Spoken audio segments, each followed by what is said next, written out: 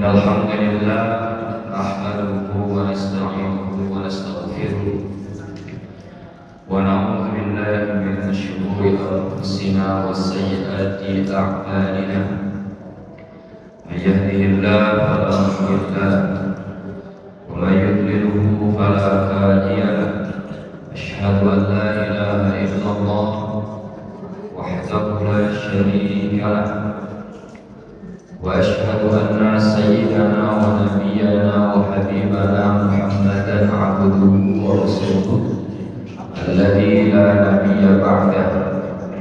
اللهم صل على سيدنا محمد وعلى آله وأصحابه أجمعين. سبحانك لا علم لنا إلا ما علمتنا إنك أنت العليم الحكيم. رب اشرح لي صدري ويسر لي أمري واحلل عقدة من لساني يفقهوا قولي. Bersyukur kita kepada Allah Subhanahu wa taala. Alhamdulillah, di subuh yang berbahagia ini Allah masih mengumpulkan kita untuk sama-sama melaksanakan sholat subuh secara berjamaah. Mudah-mudahan apa yang kita lakukan senantiasa indah di mata Allah.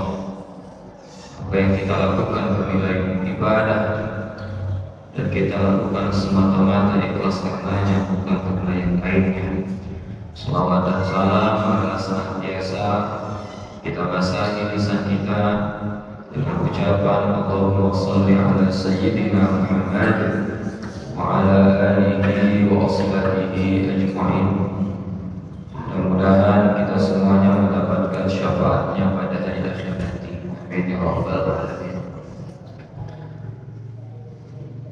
Kami hormati para pengurus Masjid Ridho, bapak-bapak, ibu-ibu, mudah-mudahan kita sehat selalu, Allah panjangkan umur kita, Allah sehatkan kita, Allah luluskan segala hutang-hutang kita semuanya. Bapak ibu yang dimuliakan oleh Allah Subhanahu wa taala. Ada hadis Nabi ketika itu datanglah seorang laki-laki yang rambutnya sangat hitam, bajunya sangat putih. Tidak ada tanda-tanda bahwasanya laki-laki tersebut dari perjalanan jauh. Kata Sayyidina Umar, seorang pun dari kami tak mengenal siapa laki-laki ini. Ia datang kepada Nabi, ia lengketkan lututnya ke lutut Nabi, ia pegang paha Nabi, ia tanya, ya Muhammad, wahai Muhammad, akhbirni anil Islam. Informasikan aku, ajarkan aku tentang Islam. Maka Nabi Muhammad SAW menyampaikan bahwa Islam itu ketika engkau bersaksi bahwasanya tidak ada Tuhan selain Allah dan Nabi Muhammad adalah utusannya. Kemudian engkau melaksanakan sholat 5 waktu. Kemudian engkau berpuasa di bulan suci Ramadan. Kemudian engkau menunaikan zakat dan berhaji bagi yang mampu. Kemudian ditanya lagi. Sebelum bertanya, maka laki-laki tersebut berucap, shadaqta, engkau benar wahai Muhammad. Fa'ajibna lahu. Maka kami para sahabat terkejut melihat laki-laki ini. Dia bertanya, dia membenarkan. Ditanyanya lagi Nabi Muhammad, akhbirni 'anil iman. Informasikan aku apa itu iman. Maka dijawablah oleh Nabi bahwa iman itu yang pertama engkau beriman kepada Allah, dan yang kedua engkau beriman kepada malaikatnya, yang ketiga engkau beriman kepada kitab-kitab yang diturunkan, dan yang keempat engkau beriman kepada Rasulnya, yang kelima engkau beriman kepada hari akhir, dan yang keenam engkau percaya kepada qada dan qadarnya Allah. Shadaqta fa'ajibna. Laki-laki itu membenarkan apa yang dikatakan Rasul. Sadaqah, kau benar wahai Muhammad. Fa'ajibna.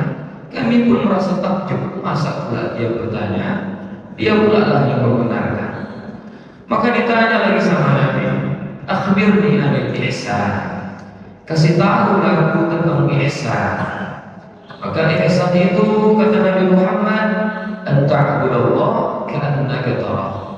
Engkau menyembah Allah seolah-olah engkau melihatnya. Fa in lam takun tara fa innahu yarak. Kalau kau tak sanggup melihatnya, maka Allah melihatmu. Maka dari tiga hal ini, inilah agama kita Bapak Ibu. Ada Islamnya. Islam inilah yang saat ini kita kenal dengan syariat. Ada imannya, inilah akidah. Ada ihsan, inilah masyarakat kata para ulama, ataupun sifatnya sulukiyah kita, sifatnya menjaga hati dari perkara-perkara riya, perkara ujub dan takabur. Maka dari iman ini, maka dari Islam ini keluarlah satu disiplin ilmu yang disebut dengan ilmu fikih, ya kan Pak? Ilmu syariat, ilmu fikih.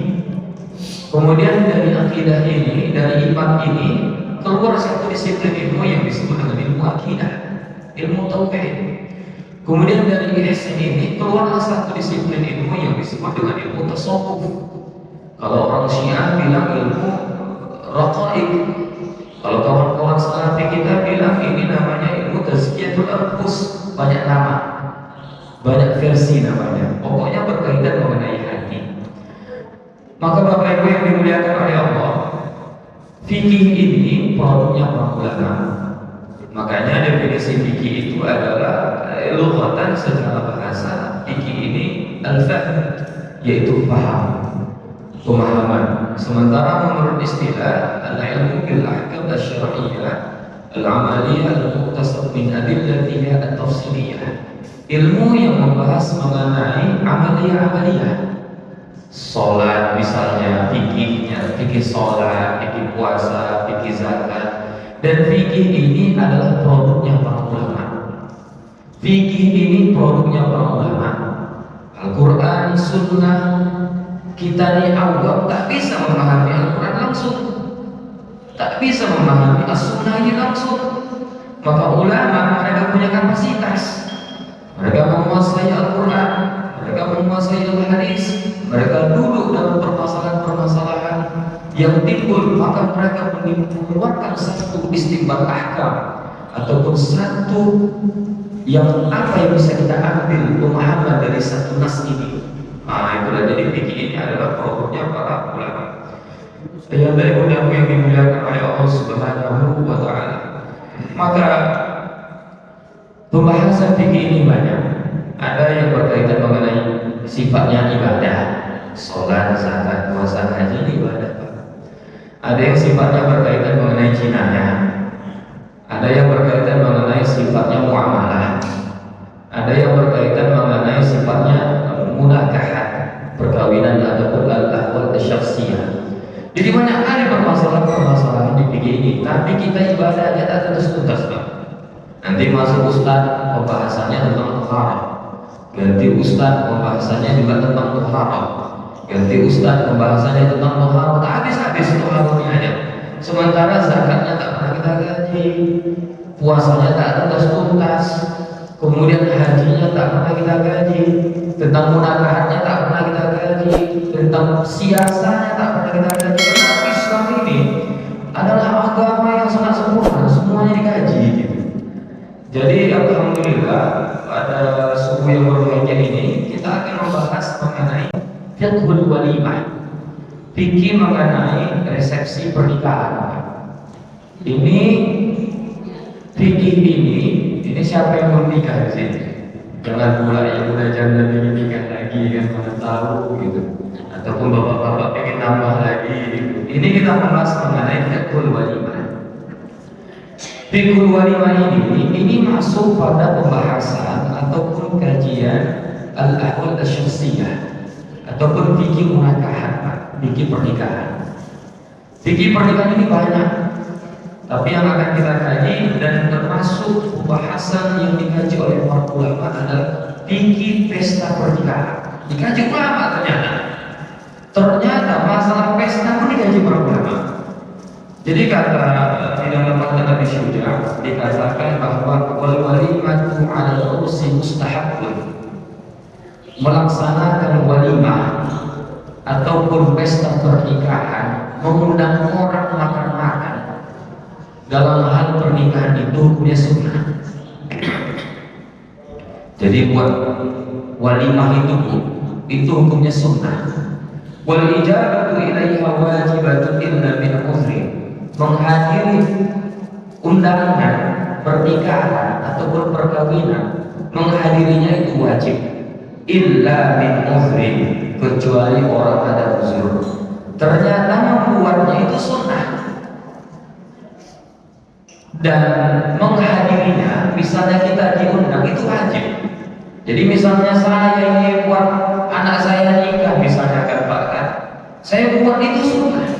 Saya undang orang wajiblah menaikkan undangan saya tersebut, kecuali apabila dia ada uzur.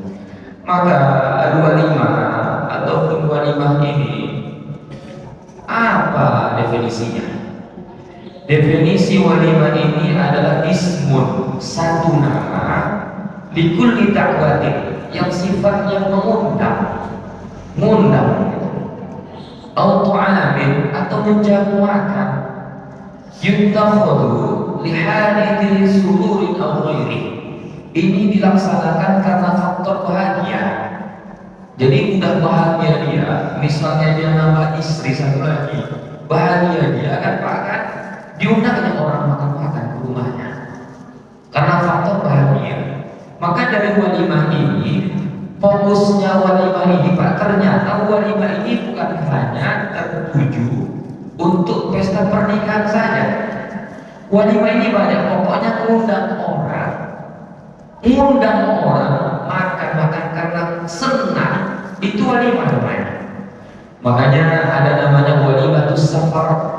Sebelum berangkat haji dia diundangnya orang makan-makan di rumahnya, namanya disebut dengan walimah safar. Ada walimah khitan, anaknya sunat diundangnya orang makan-makan ke rumahnya. Ada walimah akikah, diundangnya orang makan-makan di rumahnya karena anaknya baru lahir, dibuat acara. Ini semuanya namanya walimah. Mengundang orang datang ke rumahnya makan-makan karena faktor senangnya itu, maka ini disebut dengan walimah. Tapi di Indonesia identik bahasa walimah ini dipakai pesta kawin saja. Sementara sifatnya ngajak orang, undang orang makan-makan ke rumah, ngajak orang dijamu dengan makan-makan karena faktor senang, maka ini juga namanya disebut dengan walimah. Maka apa hukum melaksanakan walimah dalam hal pernikahan? Hukumnya para ulama mengatakan mustahab, hukumnya tidak wajib. Jadi jangan dipaksa berpesta besar-besaran. Hukumnya tidak wajib. Hukum membuat acara walimah itu dalam hal pernikahan ini hukumnya adalah mustahab, sunnah hukumnya. Sunnah hukumnya. Jadi ada orang kan karena faktor tak ada duitnya, dia gengsi sama tetangga. Mak tetangga nyewa gedung sampai puluhan juta, cateringnya lagi, panitianya lagi, baju batiknya lagi, baju panitianya lagi, mutang-mutang lah, untuk buat acara-acara besar di apa namanya Pak, di hotel gitu kan, dibuat acara-acara besar. Ternyata apa? Habis pesta penting Pak mikir gimana cara mudah seperti ini. Ya kan banyak kejadian gitu kan, banyak kejadian gitu. Maka hukum melaksanakan walimah ini adalah mustahab, sunnah. Apa dalilnya? Dalilnya dari sahabat Nabi, dari Anas bin Malik, bahwa Nabi SAW melihat Abdurrahman bin Auf ada bekas kuning. Bekas kuning ini artinya dari minyak za'faran, parfum za'faran. Jadi Abdurrahman bin Auf pakai parfum za'faran. Jadi bekas minyak lengket. Ditanya sama Nabi, "Mahada?" Wahai Abdurrahman bin Auf, ini apa ini? Apa ini? Maka Abdurrahman bin Auf ternyata nikahnya diam-diam, Pak. Kata Abdurrahman bin Auf, "Inni tazawwajtu imra'atan." Wahai Rasul, aku menikahi perempuan ala wazni nawatin min dhahab, seukuran 30 gram emas. Berapa 30 gram emas itu, Pak? Maharnya 30 gram emas. Barakallahu lak, kata Nabi. Selamatlah sama kau karena kau sudah nikah. Terus pesan Nabi kepada Abdurrahman bin Auf, "Awlim walau bisyatin." Wahai Abdurrahman bin Auf, kau buatlah makan-makan. Kau undang orang, kau buat makan-makan walaupun satu ekor kambing. Ini kata Nabi. Wahai Abdurrahman bin Auf, "Awlim walau bisyatin." Kau undang orang makan-makan ke rumahmu walaupun satu ekor kambing. Jadi hukum asal walimatul urus ini adalah sunnah. Hukum asalnya adalah sunnah. Kemudian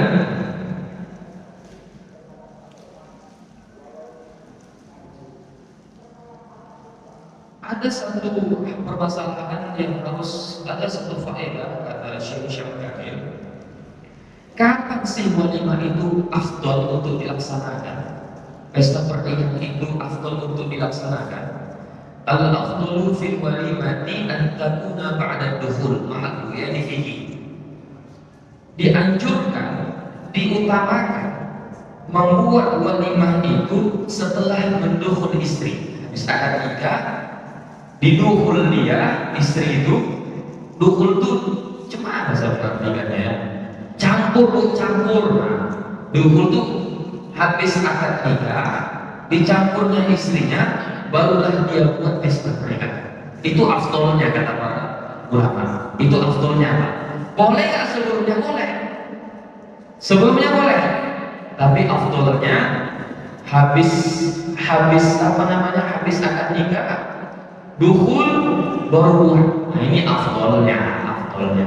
Tapi kan kita ini di Indonesia punya tradisi kan, bukan? Janganlah dulu ya Pak kan, biar gagah dia di pelaminan, biar mantap dia di pelaminan. Kalau sudah kayak gitu, hilang aura selamatnya. Nah itu kata orang-orang di sana. Kurasa ibu-ibu sebagainya ibu mikir ke situ juga ya Bu. Jadi afdolnya itu setelah mendukhul istri. Karena Nabi Shallallahu Alaihi Wasallam lam yulim ala nisa'ihi illa ba'da dukhul. Tidak melakukan walimah, tidak mengundang orang makan-makan ke rumah kecuali setelah mendukhul istrinya. Nah, ini Nabi Allah Muhammad Shallallahu Alaihi Wasallam. Kemudian al-walimatul ladzi taf'alu qabla al-aqdi atau al-walimah qabla zawaj wal ijabah ilayha sunnah. Pesta atau mengundang orang makan-makan ke rumah maunya dilaksanakan sebelum walimah itu dilaksanakan sebelum mendukhul istri atau sesudah mendukhul istri, memenuhi panggilan orang tersebut itu wal ijabah ilayha sunnah.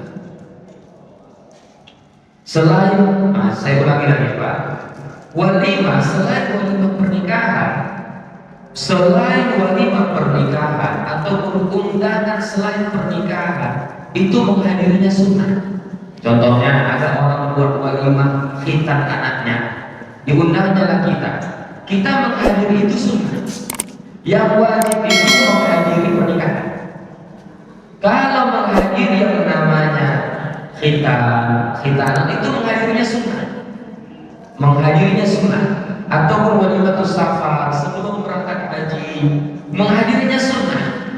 Tapi yang namanya mengundang menghadiri pesta itu makan-makan dalam hal setelah melakukan akad nikah atau pernikahan, maka itu menghadirinya wajib, selainnya sunnah. Nah jadi begitu. Kemudian namun ada beberapa hal yang harus diperhatikan Bu. Ada syarat-syarat wajib bagi kita untuk menghadiri walimah itu. Ada syarat-syaratnya di sini sampai 12 syarat. Ada 12 syarat wajib bagi kita untuk menghadiri walimah itu. Selain daripada ini tak wajib bagi kita menghadirinya. Walimah pernikahan itu ada 12 syarat. Yang pertama adalah Allah takuna da'watu mukhtassatan bil aghniya faqat.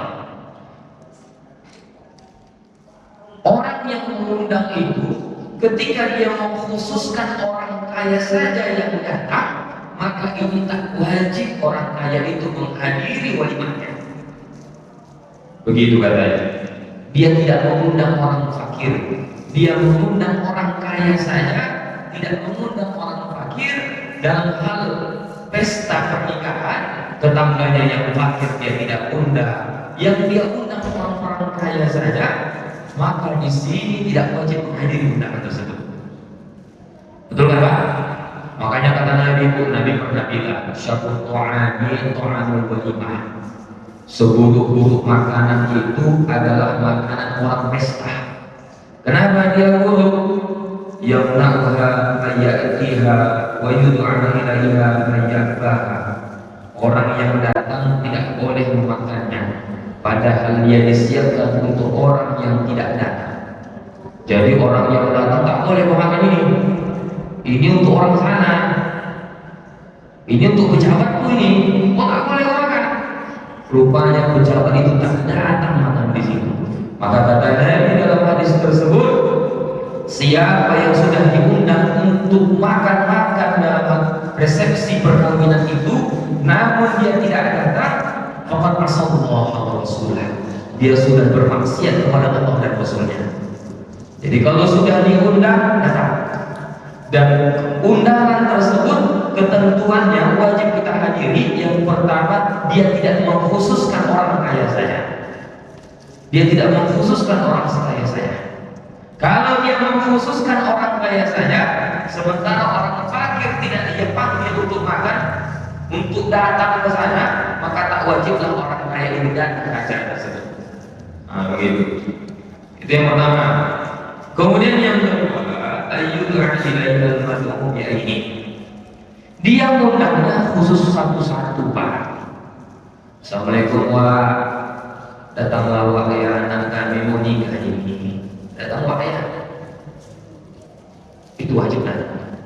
Tapi kalau seandainya dia mengundang pakai Instagram, pakai Facebook, pakai TikTok, pakai Twitter, surat undangan datanglah ya, nikah tanggal 12 bulan ini, tahun ini, maka di sana kata para ulama tidak wajib untuk menghadirinya. Jadi undangnya itu harus khusus dia Pak, satu-satu datangnya, atau dia menunjuk orang wakil, kau undanglah dia yang pakai apa? Pakai surat undangan. Ternyata digaji lama kayak gini Pak. Seserius itulah ulama memperhatikan kita. Kemudian yang ketiga, ayyud'a ilaiha fil yaumil awwal amma fis tsani aw tsalis sunnah. Ini kadang orang buat walimah itu kan 3 hari 3 malam tak putus-putus. Hari pertama, hari kedua, hari ketiga. Yang wajib untuk kita hadiri cuma hari pertamanya. Hari kedua, hari ketiga tak wajib sama kita datang. Nah, itu kata para. Kemudian yang keempat, Allah yud'a asy-syakhsu li khawfi minhu aw tam'in fi jadihi. Ini sering terjadi Pak. Jangan kita itu mengundang, jangan disebabkan kita itu mengundang seseorang itu karena takut, gitu. Takutnya karena takut faktor kehormatannya. Gitu. Ini pejabat ini harus kita undang ini. Jangan sebab itu katanya undang. Ya undang aja begitu. Nah, kalau dia datang siap rombongan VIP ini. Gitu. Jadi jangan kita mengundangnya itu karena sebab kita itu menghormatinya. Ya sebatas dia undang gitu. Kemudian yang kelima, ayakuna kullu minad da'i wal mad'u muslimin. Yang mengundang dan yang diundang sama-sama muslim itu wajib dihadiri. Dia muslim, yang mengundang muslim, yang diundang pun muslim. Maka maka yang diundang pun wajib menghadirinya. Tapi kalau yang mengundang muslim tak wajib menghadirinya. Begitu kata Bapak. Yang mengundang non muslim tak wajib menghadirinya. Makanya Kami kerja di daily ini kan kawan-kawan banyak not kan bukan. Jadi sedikit ini kawan-kawan banyak not, mereka mengundang kita datang. Namanya juga tak wajib menghadirinya kan Pak kan. Tapi kalau yang sudah muslim tadi mengundang datang apalagi undangannya khusus sebagai surat undangan. Kemudian yang berikutnya yang ketujuh ayat da'i mutasarrif. Ini sering terjadi di tengah kita. Jadi yang mengundang itu hendaklah dia itu mutlak tasarruf kata para ulama. Mutlak tasarruf itu bagaimana? Memang dia itu ngasih makan itu cuma-cuma. Ini banyak terjadi di tengah-tengah kita. Kita mengundang orang supaya balik modal dalam pernikahan, pesta pernikahan. Betul kan Bu? Balik modal. Balik modal padahal kata para ulama, ini dalam kitab ini kalau mengundang itu mutlak tasarruf cuma-cuma. Ini bahkan di kampung-kampung kami sana sengaja ditulisinya satu-satu. Ditulisinya satu-satu. Surat undangan dibukanya. Oh ini 50.000. Oh ini 30.000 aku sekolah. Aku datang pesta anak aku 50.000 kasih. Aku datang pesta anak aku 30.000 kasih. Ditulisnya satu-satu. Satu. Kalau 250 nanti aku kasih kau 300. Ya kan? Padahal yang namanya membuat undangan ataupun walimah itu mutlak tasarruf kata para ulama. Cuma-cuma. Ini bahkan ditargetkan ya kan Pak. Ditargetkan. Ayakuna da'i mutlak tasarruf. Kalau sifatnya sudah mengharapkan seperti itu, maka tak wajiblah kira-kira menghadirinya. Namun kalau dikasih, terima gak apa-apa. Kalau dikasih, terima. Dikasih orang amplop tadi, terima. Jangan pula ditolak. Jangan tak boleh kayak gitu, jangan. Terima aja Bu. Kalau dikasih, apalagi kan terima aja. Kemudian yang berikutnya, Allah yakuna fi malid da'i syubhat qawiyah. Mestilah uang makanan yang disajikan itu dari harta yang tidak ada mengandung unsur syubhat yang kuat. Mesti halal ya, halal. Kemudian yang berikutnya, Allah yakuna da'i fasiqan aw khaliman. Yang mengundang itu mesti orang soleh. Kalau dia orang fasik jangan kita datangi. Orang zalim jangan kita datangi. Tak wajib sama kita mendatangi pesta orang zalim. Tak wajib bagi kita menghadiri pesta orang fasik. Nah itu kata Syekh Syarif. Kemudian yang berikutnya, ada uzur. Tak ada uzur wajib bagi kita datang. Kalau ada uzurnya apa? Uzur boleh meninggalkan sholat jamaah. Sekarang aku mau nanya sama bapak-bapak ini. Kira-kira uzur boleh meninggalkan sholat jamaah itu apa Pak? Ada yang tahu Bapak? Uzur boleh meninggalkan sholat jamaah itu apa Pak? Bu, ini kan ibu-ibu nggak ini. Uzur boleh meninggalkan sholat jamaah itu apa Pak? Yang pertama, hujan deras. Jadi kalau seandainya hujan deras, itu uzur boleh bagi kita tidak datang ke walimah. Hujan deras. Ini hujan deras ini kan, makanya banyak orang buat pesta kalau udah hujan turun, gini jantungnya bukan? Macam mana? Pakai pawang kan, bukan? Pakai pawang. Nah, gitu. Hujan deras ternyata uzur boleh bagi kita tidak menghadiri walimah, resepsi itu. Hujan deras. Kemudian al-harus syadid. Al-harus syadid itu kan termasuk hal yang boleh bagi kita meninggalkan sholat jamaah. Panas sekali, boleh bagi kita meninggalkan sholat jamaah. Kemudian yang berikutnya syiddatur rihlailah. Angin kencang tadi kencang.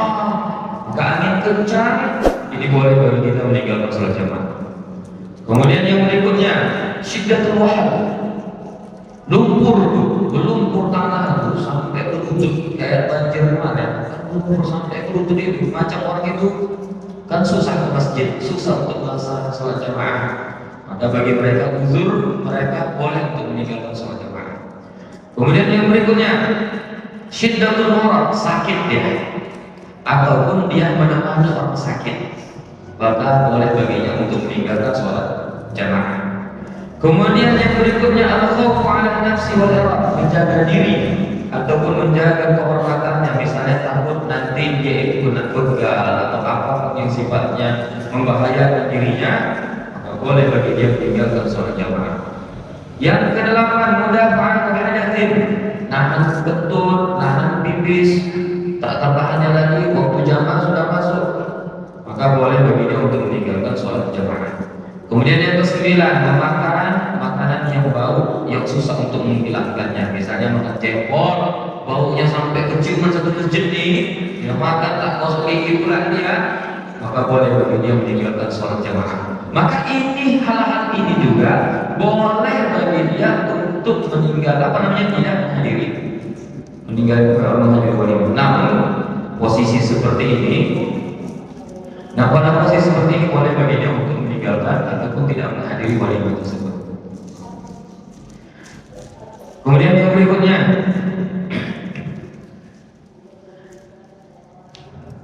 Allah yakuna fiha munkar. Jangan pula di pesta pernikahan itu ada kemungkaran. Wah, panggil ya cukup malam biarkan. Apalagi musik siko begitu, nyanyi seperti itu. Yang kayak gitu tak banyak sama kita datang. Buat kasih tahu ya sama ibu ini. Panggilnya cukup malam biarkan tak tahan apa di sana, maka hal seperti itu wajib bagi kita untuk menghadirinya. Kemudian yang berikutnya, Allah yakuna ma yata'adda bil mad'u aw la tadkhulu bihi mujalasatu. Yang berikutnya adalah jangan pula dia sampai di sana hilang kehormatannya, terhina dia, tersisihkan dia. Contohnya ulama itu datang tak dihormati, cakap seperti pula. Atau pejabat itu datang tak dihormati, maka sama mereka pemimpin datang tak dihormati, tersisihkan mereka, terhina mereka tak wajib untuk menghadiri undangan tersebut. Ini kan banyak kita perhatikan kan, orang tidak memperhatikan ulamanya. Kemudian yang berikutnya, alla yakuna da'i wal mad'u imra'ah, yang mengundang dan yang diundang itu perempuan. Ini jangan katanya. Jadi yang mengundang laki-laki itu laki-laki, kira-kira seperti itulah. Jadi ada 12 hal yang harus diperhatikan ketika kita walimah. Kemudian yang berikutnya yang harus diperhatikan juga adalah idza du'iya ahadukum falyujib. Kalau seandainya diundang maka hendaklah datang. Fa in kana sha'iman falyusalli. Kalau dia puasa, doakanlah orang yang membuat hajatan tersebut.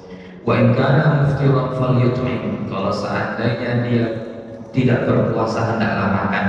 Maka kata jumhur ulama, Maliki, Hanafi, Hambali, wajib sama kita memakan makanan orang yang mengundang tersebut walaupun sesuatu. Tapi kalau mazhab Syafi'i mengatakan sunnah. Tapi jumhur ulama mengatakan wajib makan walaupun sesuatu. Kalau seandainya kita berpuasa, kalau berposisi sedang berpuasa, apabila ahli baik tidak tersinggung hatinya, maka tidak masalah. Dia kasih tahu aku lagi berpuasa, apa-apa. Tapi wajib dia datang, karena esensinya adalah walimahnya itu, undangannya itu. Makanya kalau seandainya diundang, tak ada yang mau dimakan lagi, tak apa-apa, karena esensinya undangannya itu, bukan makanannya itu, undangannya itu. Kemudian apa hukum? Dia orang tak undang dia, maka haram bagi dia untuk mendatanginya, kecuali apabila ahlul bait mengizinkan, redho, terima, oh ya udah gak apa-apa. Kira-kira seperti itu, redho. Tapi kalau dia tak redho, apalagi sampai macam kami dulu waktu ngafal di pesantren Abdul Rahman bin Auf dulu kan Pak, pesantren tahfiz, saya bertahun di situ mondok ngafal Quran sebelum ke Mesir, ngafal Quran asal di sana. Jadi kami ini kan bandal-bandal waktu ngafal. Ada orang berpesta, produk apa kami di situ Pak. Makan kami habis makan, bukan bisa pengantinnya. Jadi keluarga pengantin kan semua ini siapa ini? Habis makan nggak ada foto, kalau ada yang penting makanan begitu kan. Pokoknya namanya santri. Yang dari mudah yang dimuliakan oleh Allah Subhanahu wa Ta'ala.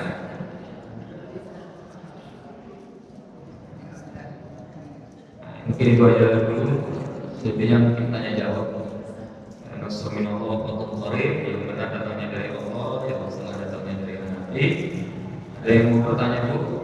Silakan Bu. Pak.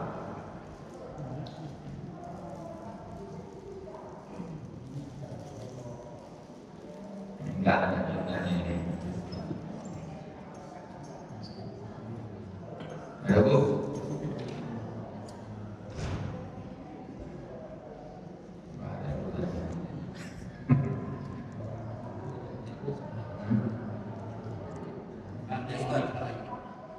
Iya Pak. Iya Pak. Jadi ini kan ulama belum ada sekarang. Hah? Jadi ini ulama kan dulu ulama ya, khalifah ya.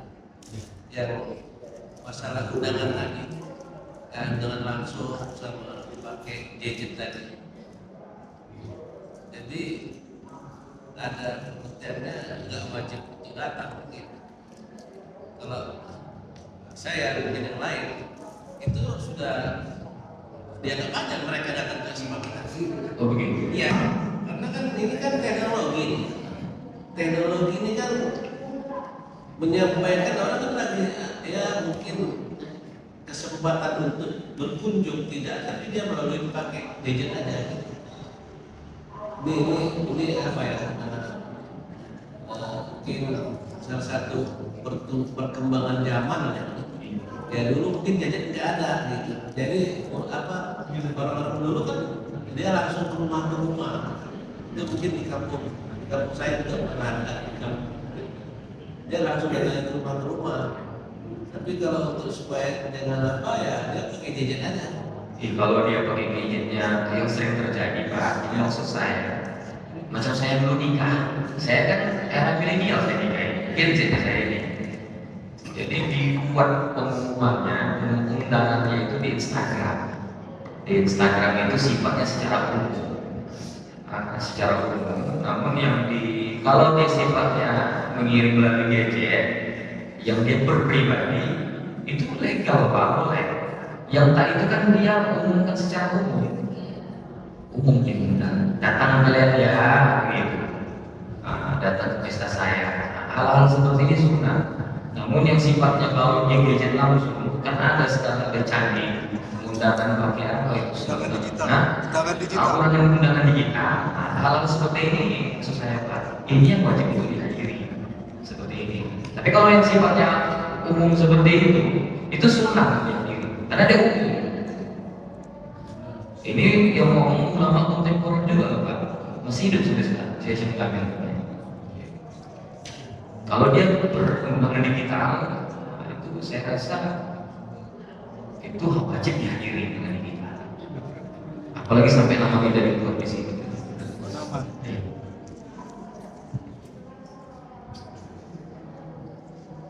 Ada lagi Bu?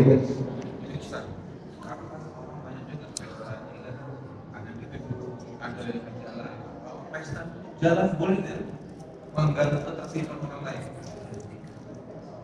Kalau sifatnya ada, saya pernah baca buku fikih perkotaan itu Pak, masalah betul Jamil ya.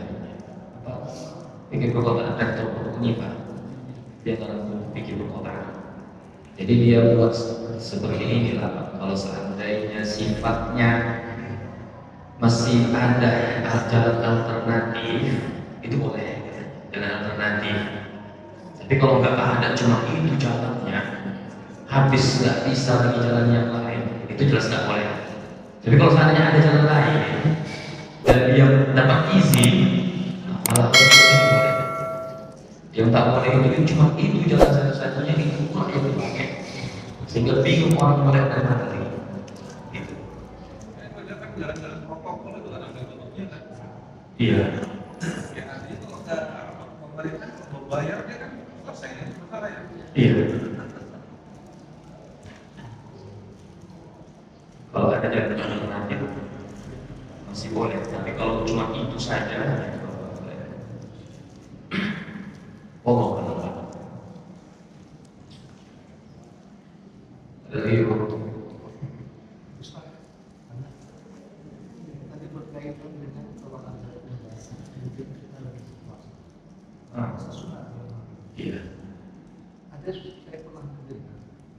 lebih bagus kita berdoa daripada kita meneruskan bagaimana? Belum apa namanya, kalau dia berpuasa, yang penting jangan sampai ahlul bait itu tersinggung gitu Pak, apa namanya, merasa tak enak gitu. Jadi izin dia juga dia itu gitu. Jadi maksudnya dibatalkan ya puasa itu. Oh, dibatalkan ya. Lebih besar pahalanya kita memaafkan. Iya, Mas. Iya, Pak. Mas. Iya. Dianjurkan dari mana? Dianjurkan dari mana? Makanya kan kata Nabi dalam hadis Nabi itu, kalau dia berpuasa, hendaklah dia mendoakannya. Ini kan kata Nabi, mendoakannya. Kalau dia tidak berpuasa, hendaklah dia memakannya. Berarti kan orang yang berpuasa sunnah, dua di situ yang ditawarkan. Boleh dia melanjutkannya, boleh bagi dia tidak melanjutkannya. Dua-duanya boleh. Nah, boleh bagi dia melanjutkannya. Dari hadis Nabi tadi Pak ya, kalau kau diundang makan pesta pernikahan, maka datanglah. Kalau kau berpuasa, kata Nabi, doakanlah. Kalau kau tidak berpuasa, makanlah. Berarti kan kalau dia berpuasa, kalau orang tersebut berpuasa, boleh bagi dia membatalkannya, boleh bagi dia untuk melanjutkannya. Kalau dia melanjutkannya, dia mendoakannya, kayak gitu Nabi kata